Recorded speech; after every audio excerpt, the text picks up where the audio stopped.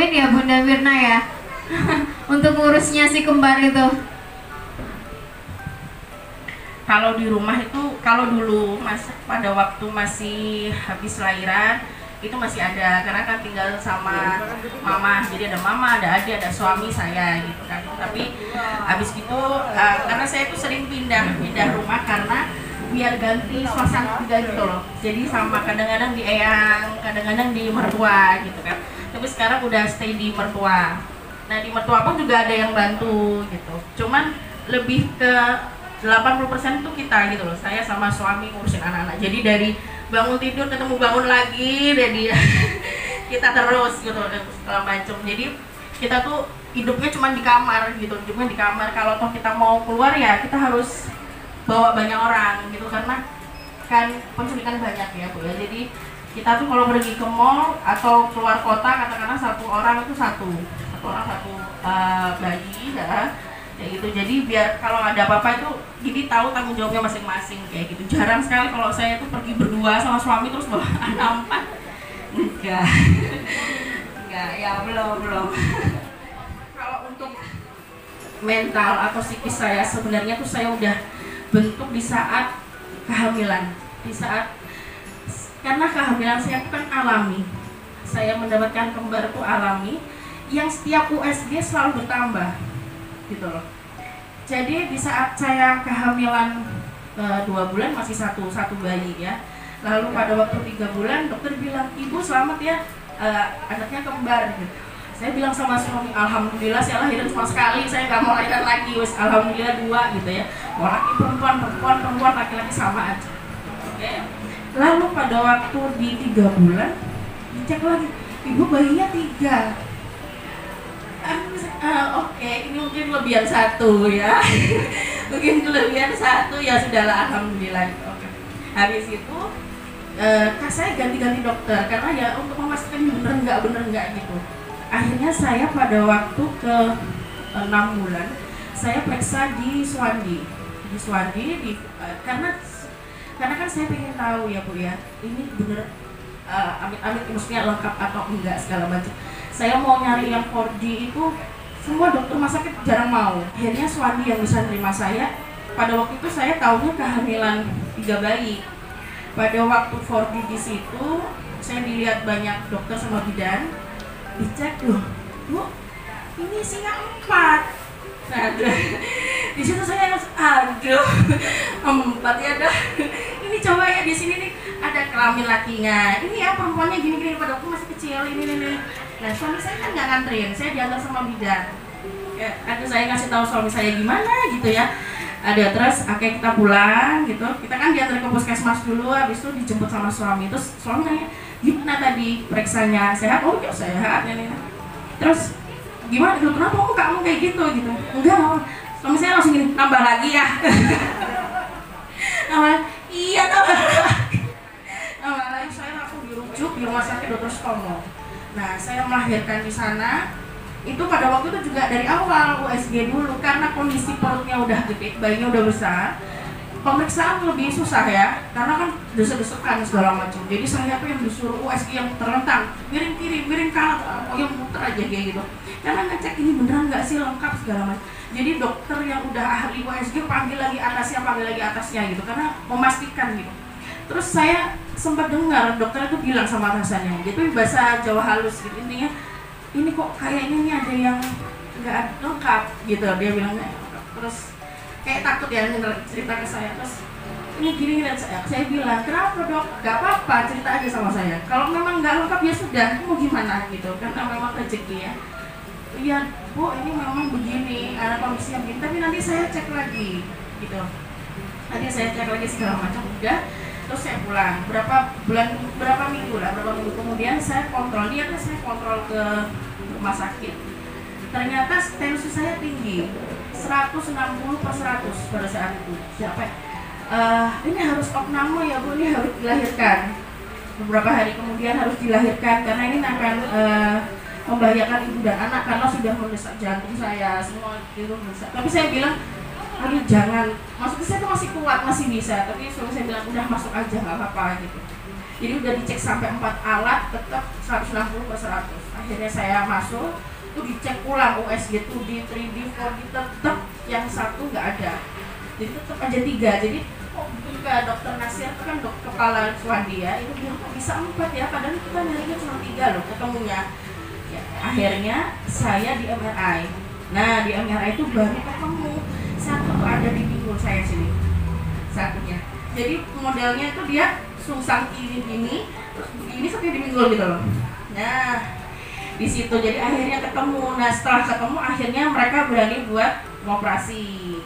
Nah di situ saya udah yang siap, mama saya udah bilang udah operasi aja nggak apa-apa, maksudnya nggak usah takut, ini kan anak pertama ya, nggak usah yang nervous segala macam, operasi itu enak, cuman tidur aja udah, habis itu nanti bayinya keluar kamu udah sehat gitu. Jadi saya nggak ada pikiran gimana yang ngelahirin tuh ya sakit apa enggak, nggak ada pikiran gitu. Jadi saya kayak di karantina di Dokter Sutomo, saya sendirian di situ, suami saya segala macam tidur di luar, nggak boleh di dalam karena itu steril deket nicu. Jadi saya itu sendiri di situ berapa hari ya. Jadi tanggal 8 masuk, saya tanggal 13 melahirkan.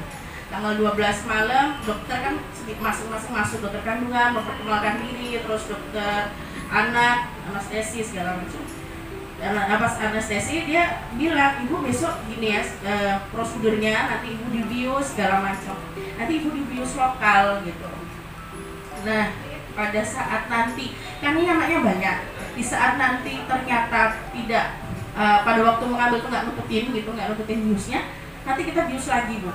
Tapi kalau di saat proses berlangsung itu ibu kejang, kita bius total. Nah di situ tuh saya langsung lemes. Bius total ya, bius total itu ya kalau hidup lagi, kalau enggak ya kan biasanya kan di YouTube gitu ya, bius total ya enggak. Saya tuh langsung yang refleks gini, dok nanti saya hidup lagi enggak ya? Iya kayak ketawa kan sebelum ya insya Allah lah bu, insya Allah hidup, pasti hidup gitu kan. Aduh saya mikir aduh mati. Terus habis itu udah besoknya tuh udah nangis sama suami saya bilang, Bi kalau nanti suruh milih saya atau anak-anak aja ya, udah siap gitu dah. Oh saya siap kalau udah meninggal udahlah gitulah. Tapi suami saya kenapa sih ini ya buat dia pengen tahu. Tapi saya bilang enggak lah nggak apa-apa, saya nggak mau cerita ke dia, takutnya dia mikir juga gitu. Akhirnya saya masuk di situ dokternya banyak karena dokter kandungan yang melahirkan saya itu 2 punya dokter, terus perbayinya dokter itu 4, belum nanti asisten sebelum ini penuh sekitar 20 dokter itu di sini karena mereka prematur, jadi mudah sekali terserang penyakit sering, yaitu tadi karena jadi diare gantian segala macam, sering banget masuk rumah sakit. Terus mereka juga kejam juga, jadi semua itu kejam. Di saat demam selalu kejam, itu saya selalu aduh kalau demam gitu ya, jadi saya selalu bolak-balik ke rumah sakit, opnam segala macam gitu. Tapi bertumbuhnya ini sekarang udah semakin ngerti, karena memang saya pegang anak-anak ini dari kecil, tidak ada pembantu, maksudnya membantu untuk membantu yang lain. Jadi anak-anak saya pegang sendiri sama suami, jadi saya paham dan saya ngerti anak-anak ini sifatnya seperti apa. Kembar itu bukan berarti sama sifatnya, lain. Ada yang sukanya ceria, ada yang gini-gini, lain-lain gitu. Jadi lebih yang bisa explore, bisa ada yang tertutup ya, diam gitu, ada semuanya kayak gitu. Jadi ya campur aduk rasanya. Tapi alhamdulillah sih mereka udah ngerti, udah paham, tahu yang mana yang baik, mana yang enggak gitu. Kita mesti pokoknya ngajarin, karena mikir saya gini, saya cuma pengen punya anak ini aja deh, nggak mau lagi ya, sudah cukup, saya takut nanti kembar lagi sekarang. Jadi saya berusaha merawat dan mendidik anak-anak itu sebaiknya saya gitu, yang paling terbaik dari saya sama suami saya kasihkan ke mereka gitu. Tapi saya bukan berarti ini yang terakhir ya saya manjain, enggak. Semuanya sama, semuanya saya kalau larang. Sekarang kan lagi model, bukan lagi model ya bun ya, tapi lagi proses gini, dilarang kalau ngomong jangan, nggak boleh gitu ya, jangan. Padahal itu sebenarnya sudah mendarah daging di kita untuk bilang jangan kamu ya gitu, nggak boleh gini kan gitu. Sekarang kan yang nggak gini kayak gitu kan sekarang. Cuman kalau saya tetap pasti nggak bisa nih bibir nih bilang nggak boleh gitu, nggak bisa, mestinya tetap bicara gitu. Tapi dengan ada yang slow, jadi nggak yang itu aja si anak-anak bismillah bisa ngerti kayak gitu ya. menarik sekali ya, saya sampai ikut terharu, atau saya aja nih yang terharu untuk mendengar ceritanya dari Supermom kita ini tentang merawat, tentang perjuangan mulai hamil, melahirkan, sampai merawatnya ini butuh proses-proses yang sangat besar gitu ya. Untuk Ibu Lis mungkin ada tambahan? Saya setuju dengan Mbak Mirna tadi ya. Jadi yang pertama tadi yang saya amati adalah anak-anak itu diberi kesempatan untuk memilih, untuk menentukan sendiri pilihannya. Nah, ini yang akan membentuk anak itu nanti menjadi anak yang tangguh. Seringkali kan kita sebagai orang tua itu kita mau yang terbaik untuk anak, sehingga kita itu lupa melatih anak untuk menentukan sendiri pilihannya dan bertanggung jawab atas pilihannya itu, seperti yang disampaikan sama Mbak Mirna tadi ya. Nah, kalau kamu pilih sendiri warna hijau, nah kenapa sekarang terebut punya saudaramu yang warna pink dan gitu kan? Nah, itu juga saya tulis di sini. Ada berbagai cerita yang tentang itu, karena itu menjadi concern saya. Akhir-akhir ini orang tua itu selalu, mungkin kebanyakan orang tua anaknya cuma 1 maksimal 2 ya, jadi mau melakukan semua yang terbaik. Mau order makanan aja, saya order ini, kalau anak saya ini dia nggak sukanya ini, maunya ini, kalau yang ini langsung udah diberesin semua ya. Anaknya nggak diberi kesempatan gitu ya untuk unjuk diri.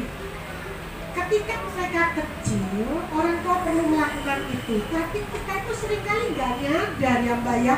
Anak-anak itu baby, masih usia bulanan, kalau tahu udah 3 tahun gitu ya kan, sudah waktunya dia untuk bisa menentukan sendiri pilihannya. Nah, kalau kita tidak pernah memberikan izin sejak dia kecil, itu dia nggak akan pernah bisa menentukan sendiri pilihannya. Kalau apa? Bingung.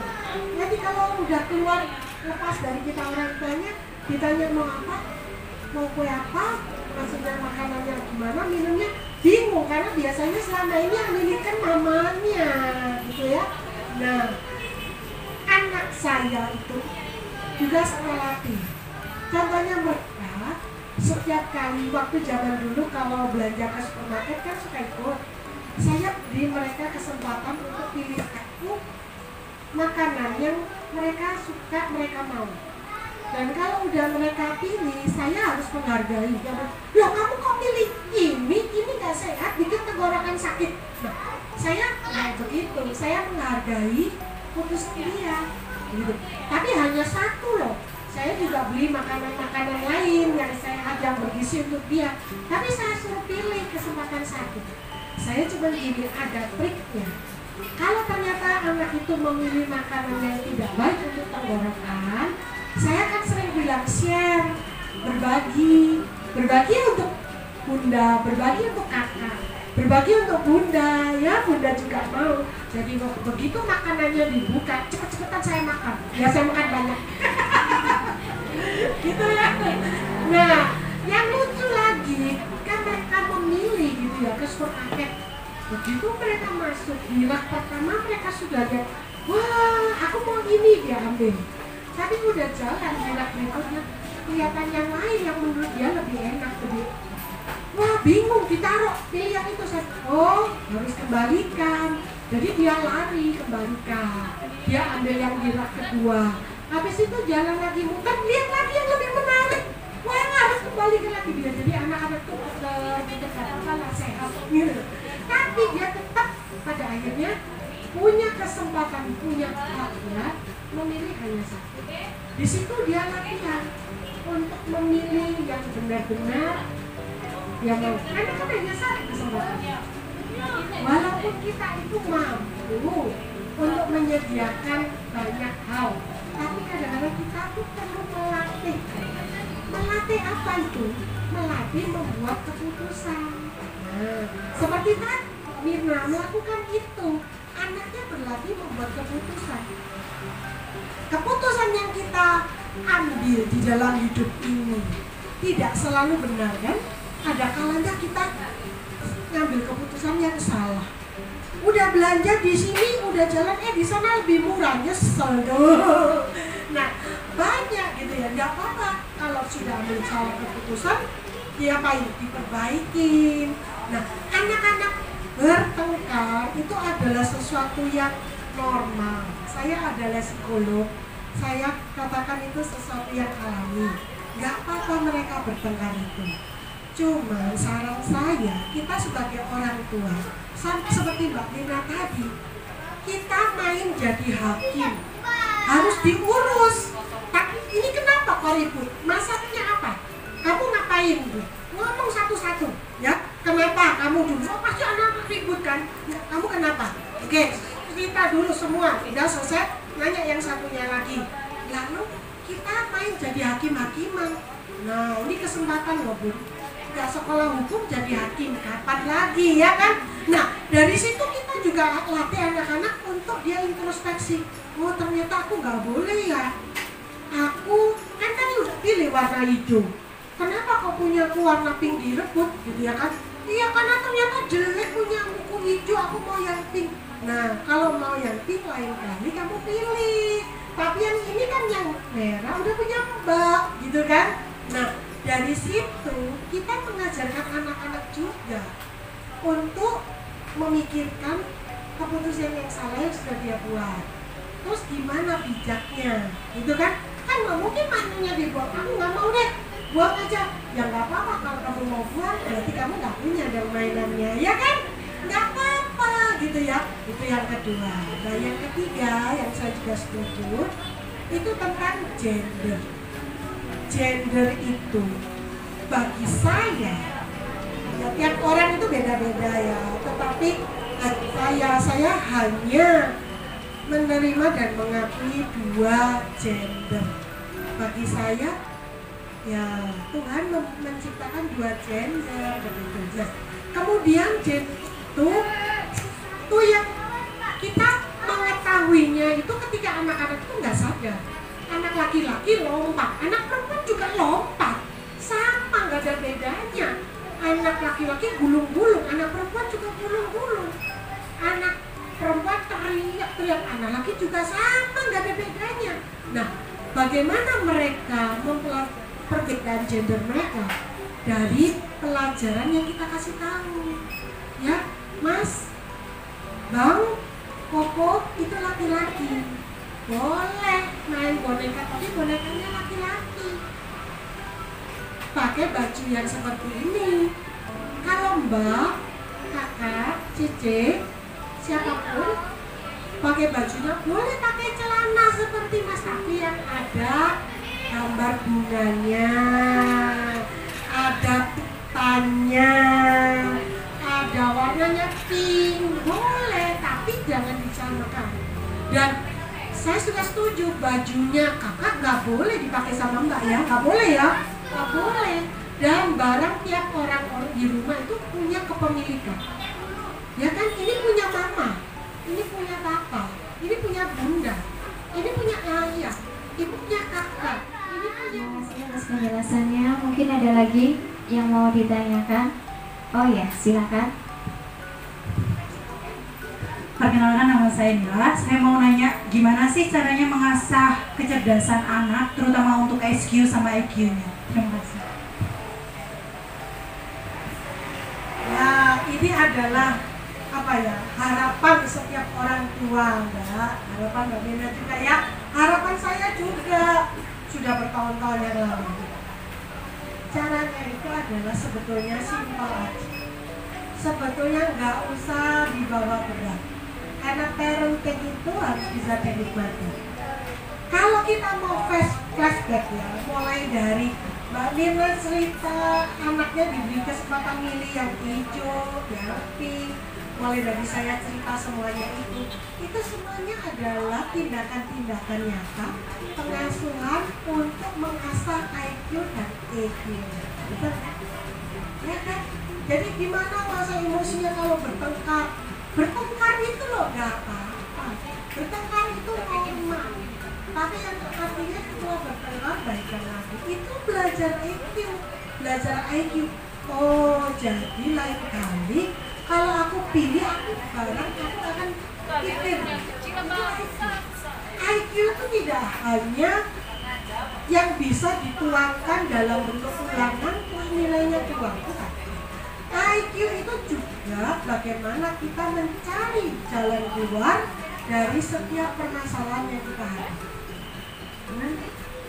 Dan pengalaman kita itu mengasah, baik pengalaman yang baik dan lebih pengalaman yang nggak enak, pengalaman yang buruk. Contoh, lupa kunci mobil, wah ternyata apa yang ketinggalan di dalam hilang. Nah itu kan jadi pengalaman buruk, kita akan ingat. Jadi setiap kejadian, setiap permasalahan kita seperti di hidup ini, kita mengasuh anak, kita menceritakan kepada anak, itu semua melatih IQ dan IQ. Jadi nggak usah dibawa berat, nggak usah Untuk Takso hari ini memang sangat-sangat seru ya, karena kita mendapat banyak sekali pengalaman yang sangat berharga untuk bisa kita terapkan nanti di ketika kita mengasuh. Nah, selanjutnya ini saya mau minta saran sama kedua narasumber kita untuk mama-mama muda atau orang tua muda agar tetap tegar dalam menghadapi anak yang mungkin banyak pribadinya mungkin ya, karena berbeda-beda, untuk menutup session kita kali ini. Silakan. Kalau saya tegar kalau lagi sadar ya. Kalau lagi nggak sadar udah mukanya udah jelek. Tapi kadang-kadang saya mikir kalau saya udah di titik amat sangat rendah banget, saya udah lelah ya. Lelah itu bukan badan tapi pikiran ya. Itu saya kadang langsung mikir, kenapa Allah memberikan seperti ini, memberikan saya 4 seperti ini, justru saya nggak sanggup gitu, lelah rasanya gitu. Tapi kan saya mikir lagi, oh mungkin Allah tahu saya mampu gitu. Kadang-kadang di rendahnya itu saya mikir, ya Allah kenapa ya gitu. Terus kadang-kadang mama saya bilang, kamu mampu, kamu bisa, makanya kamu diberi seperti ini, itu kamu kuat gitu loh. Jadi saya bukan perempuan yang sabar, saya bukan orang yang sabar, saya gitu ya. Tapi di saat saya diberi ini tuh luar biasa pembelajaran saya gitu ya. Jadi saya kalau dikatakan 1 sampai 100 dulu tuh saya cuma 20 bisa sabar, tapi sekarang insya Allah 70 lah ya sabar menghadapi anak. Saya gini, dulu masih yang kalau anak-anak berteman saya juga ikut marah, emosi gitu ya, kenapa sih ini gitu ya. Tapi lama-lama saya capek gitu, udah semakin umur kan, capek badannya. Anak-anak kalau habis dimarahin guyon lagi, kita yang capek gitu kan.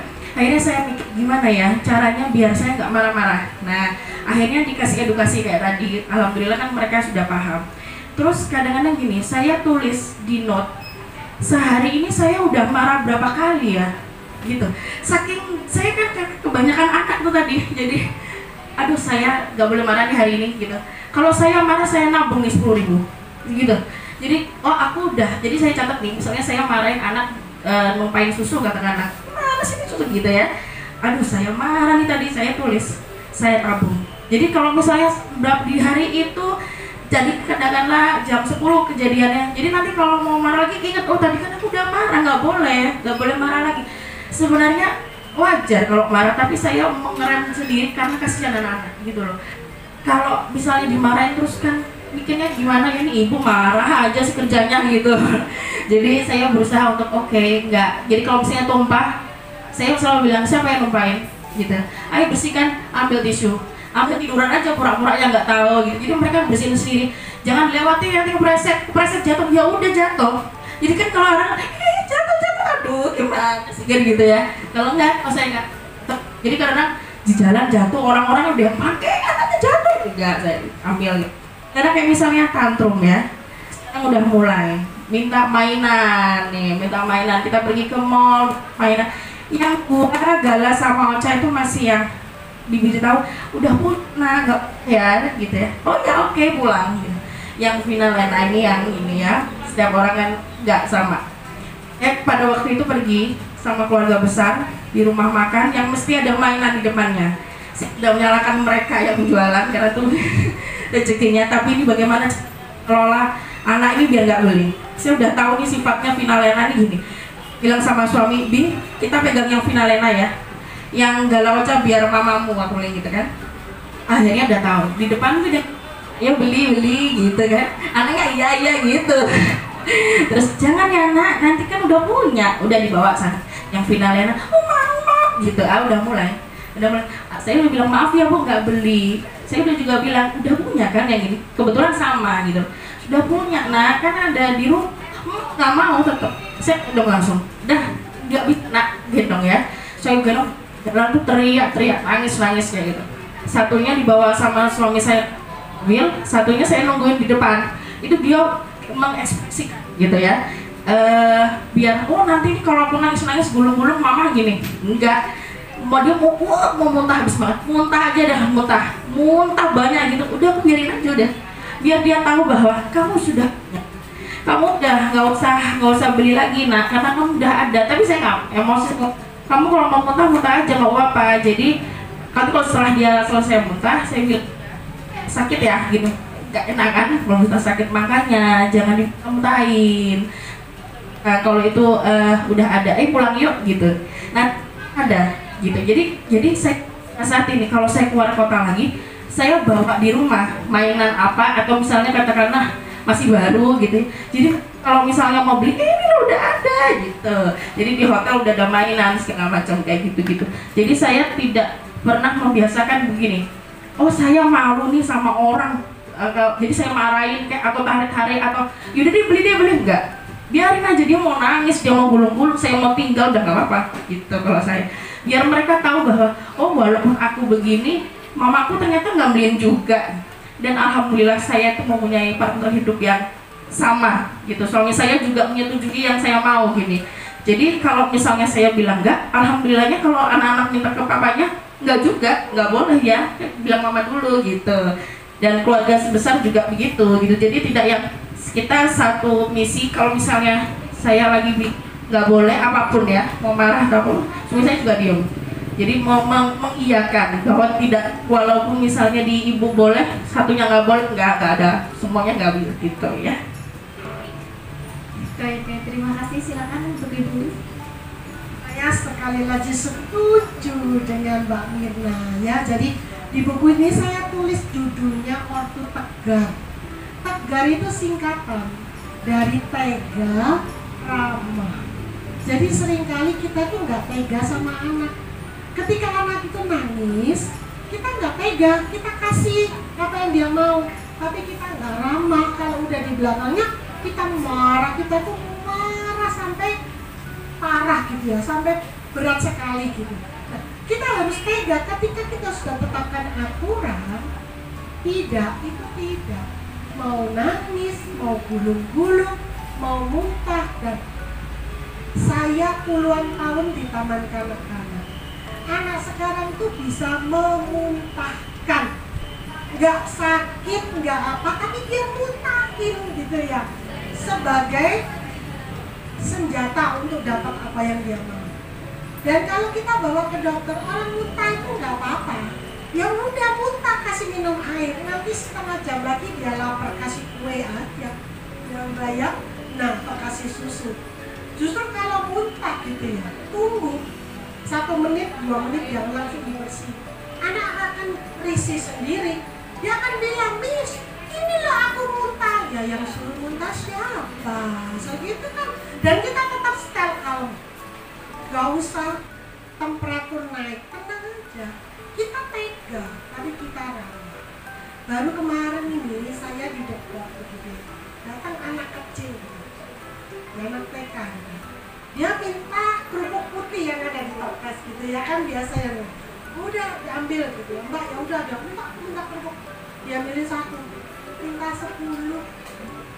Dia bilang tangannya gini 10, 1 aja nanti nggak habis. Langsung dia duduk di lantai, terus kakinya gini gitu ya, terus papanya gini, udah kasihlah 10. Berapa sih harga kerupuk? Berapa harga kerupuk? Lalu ibunya bilang, nggak minta piring, 10 bener ditumpuk kerupuk putih, kerupuk uyang itu 10. Habis itu mereka makan berapa? Ya 1 nggak habis. Lalu sisanya gimana? Ya ditinggal, kan murah.